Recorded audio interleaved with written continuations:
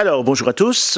Une petite excursion dans un livre du Premier Testament, de l'Ancien Testament, qui s'appelle l'histoire de Tobie. Un petit conte tout à fait charmant et une histoire d'ange. Donc, voilà, livre de Tobie, c'est vraiment un petit peu comme ces contes qu'on nous raconte, mais qui ont évidemment un sens particulier. Alors, on commence par un personnage qui s'appelle Tobit, avec un T à la fin, c'est le père. Il nous explique qu'il a marché dans les voies de la vérité, dans les œuvres de justice tous les jours de sa vie, qu'il a fait beaucoup d'aumônes à ses frères et à son peuple, ceux qui étaient en captivité à Ninive au pays des Assyriens. Nous sommes à une époque où le peuple d'Israël a été enlevé et mis en esclavage par les Assyro-Babyloniens, et donc il fait partie de ce contingent de déportés, mais déjà anciens, donc ils se sont installés et ils sont toujours ostracisés, ils sont des étrangers, ils ne sont pas très heureux. En fait, c'est pas la joie à la maison avec ce vieux monsieur Tobit. Donc, il est au plus mal, il est déprimé, il est malade, il veut plus vivre, il demande à mourir. Donc, cri de tous ceux qui n'en peuvent plus de la vie. Sa vie n'a pas été facile. Il a connu la guerre, la déportation, donc celle des Ninivites évidemment, et il est resté fidèle à la foi de ses pères, ce qui n'était pas très simple, effectivement, et même dangereux. Souvent au risque de sa vie dans un pays commandé par des impies qui cherchaient à assimiler évidemment les minorités. Donc la puissante, écrasante, dominante civilisation assyro-babylonienne. Alors il détaille, il faisait l'aumône et il l'enterrait quand il y avait des pots de grume. Et à ce moment-là, donc effectivement, quand il y avait des émeutes contre les Juifs, et malheureusement c'est vieux comme l'histoire du peuple d'Israël, eh bien on devait laisser les cadavres pourrir dans les rues à titre exemplaire. Lui s'y refusait. Et donc, effectivement, il enterrait les morts. Donc, c'est pas très drôle. Il a été dénoncé pour ça. Et il s'est fait enlever tous ses biens. Donc, il a eu une spoliation générale. Donc, voilà, fidélité à sa foi. Il faisait ses prières. C'était un cœur pur, sans l'ombre d'une méchanceté. Et oui, il aurait mérité une vieillesse heureuse à l'EHPAD du quartier, tranquillement, etc. Donc, c'est ce qui aurait été assez logique, effectivement. Donc, il aurait bien mérité ça.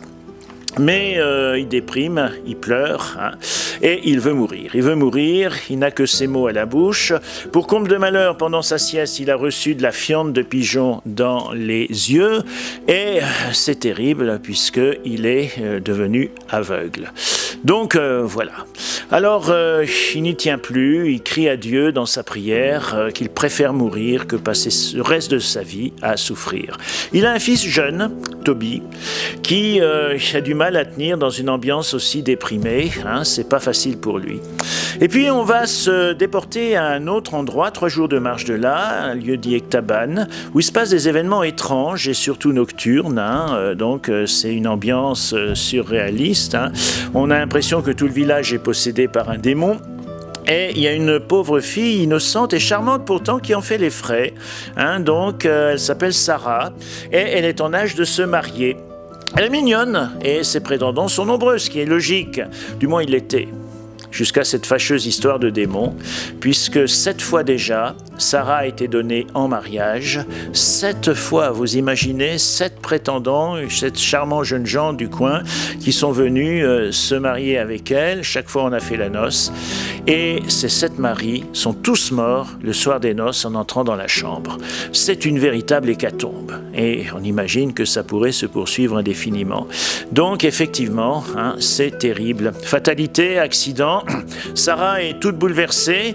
On se moque d'elle. On la prend pour une sorcière. Elle est accusée d'avoir tué ses 7 maris, évidemment. Donc, ça risque d'être très compliqué. Et elle sait bien que tout ça, ce sont des mensonges, mais elle ne peut rien par rapport à ça. Elle épanche son chagrin dans les larmes et fait le projet de se pendre. Elle pense à son père, à qui elle ne veut pas causer un chagrin de plus en se pendant, mais évidemment, elle est aussi dans la déprime. Il ne lui reste plus que la prière. Tu sais, toi, Seigneur, que je suis resté pur. J'ai perdu 7 maris pourquoi? C'est pourquoi qui monte vers le ciel. Pourquoi devrais-je vivre encore? Regarde-moi, prends pitié de moi, Seigneur. Deux désespoirs, celui d'un vieil homme et celui d'une toute jeune fille, tous les deux marqués par les épreuves de l'existence. Mystérieusement, la prière du vieux Tobit et celle de la jeune Sarah vont se rejoindre. Et mystérieusement, sans le savoir, Tobit le fils se met en route vers Sarah. Et sur son lit de souffrance, le vieux Tobit se souvient d'une affaire. Il avait été ruiné par la spoliation de ses biens, mais il se rappelle maintenant qu'on lui doit de l'argent. Et que celui qui doit cette somme lui rendra probablement si on va jusqu'à lui. Donc il fait venir son fils et lui confie la mission d'aller récupérer une somme en dépôt. C'est un coin perdu, c'est très loin, plusieurs centaines de kilomètres de chez lui. Des frontières à traverser, la guerre est proche, des insécurités, des bandits qui rôdent, les temps ne sont pas sûrs, la mission est franchement délicate. Mais rien ne fait peur au jeune Tobit, sans doute content de partir de la maison aussi. Puis l'aventure le tente, il est jeune, il est dynamique, les dangers de la route ne lui font pas peur, il a confiance et il a raison. Et il ne sait pas encore, mais un ange de Dieu va l'accompagner. Un ange incognito, évidemment, comme tous les anges. Et il croit à la providence. Alors, lors d'un bivouac le long du Tigre, le fleuve, il fait une sacrée pêche. Il apprendra que les vertus du foie de poisson peuvent être utilisées comme remède pour les yeux. Donc, on imagine ce qui se passera après, bien sûr. Le hasard peut être le moyen qu'utilise Dieu pour agir incognito. Alors, comment reconnaîtra-t-il le cousin qu'il n'a jamais vu? Eh bien, son père lui a donné la moitié d'un vieux billet et il sait que le cousin possède l'autre moitié. Donc, c'est un signe de reconnaissance échangé 20 ans plus tôt par les deux hommes. Voilà, ça permettra. Bon, voilà, le voyage, d'ailleurs, se passe plutôt bien. Confiant en sa bonne étoile, Tobit rêve. Et il oublie presque finalement le but de son voyage parce qu'il a entendu parler d'une fille qui est déjà dans son cœur, même s'il ne l'a jamais vue. Une lointaine cousine, à ce qu'on lui a dit, la fille unique de Raguel, et qui se nomme Sarah. Et eh bien, c'est sur son chemin, fera-t-il étape chez son parent. Déjà, l'amour naît dans son cœur. Sarah sera-t-elle la femme de sa vie?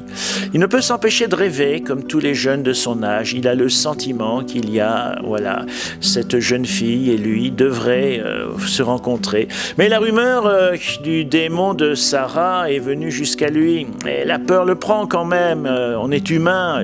Il voit l'hécatombe qui s'est déjà passée. Et pourtant, une autre voix lui dit « N'aie pas peur ».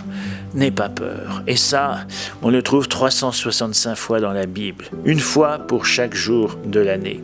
Confiance, n'aie pas peur, n'aie pas peur. C'est l'ange qui lui parle, l'ange qui parle de la part de Dieu, n'aie pas peur. Et tout se passe comme il l'avait rêvé. Raguel lui présente sa fille, c'est une parente, tout de suite, il l'aime, il est aimé. Une belle histoire, ça va très vite, évidemment, et c'est très profond. Donc le mariage est célébré.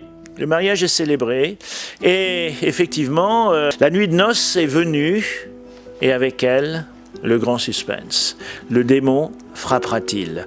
La nuit est le moment où rôdent les démons qui tuent l'amour, bien sûr. Et le père de Sarah, qui veut prendre de l'avance, est si inquiet qu'il fait même creuser la tombe de Tobit. Pensez donc, les 7 premiers maris sont morts durant la nuit de noces, alors il n'y a pas de raison que ça s'arrête. Tobit et Sarah n'ont pas peur, et une confiance inébranlable leur dit qu'ils sont faits l'un pour l'autre, et que cela doit être sous le regard de Dieu. Ils croient que c'est Dieu qui poursuit à travers eux son œuvre de création. Et dans une très belle prière du soir, ils se tournent vers Dieu pour lui confier leur amour. C'est la prière des amoureux. Tu es béni, Dieu de nos pères, et ton nom est béni dans les siècles. Que te bénissent les cieux et toutes les créatures. Et maintenant, ce n'est pas le plaisir seulement que je cherche en prenant ma sœur. C'est pas seulement ça. Mais je le fais d'un cœur sincère pour obéir à ma vocation d'humanité. Daigne nous aimer, elle et moi, et nous donner le bonheur pour toujours. Ils vivront. Ils vivront. Ils vivront de cet amour reçu et choisi. Ils vivront de cet engagement dans l'amour, un amour durable et fécond, un amour à l'image de l'éternel amour. un amour heureux. Alors, happy end, hein, effectivement, c'est un joli conte. Eh bien, pendant ce temps-là, effectivement, l'ange va s'occuper du démon. Vous voyez à droite, donc, en train de faire l'affaire au vilain démon, hein, donc comme on égorge un canard. Et donc, effectivement, hein, ça se terminera encore mieux puisque ramenant le foie du poisson pêché dans le fleuve, eh bien Tobie va guérir et redonner la vue à son père. Voilà le livre de Tobie, eh bien l'histoire d'un petit conte. C'est un petit conte évidemment qui n'est pas toujours réaliste. Pour imaginer qu'aujourd'hui un écrivain contemporain veuille raconter les amours d'un jeune soldat de Napoléon avec une jeune cosaque, hein, à l'époque napoléonienne évidemment, ce serait un récit un peu mythique.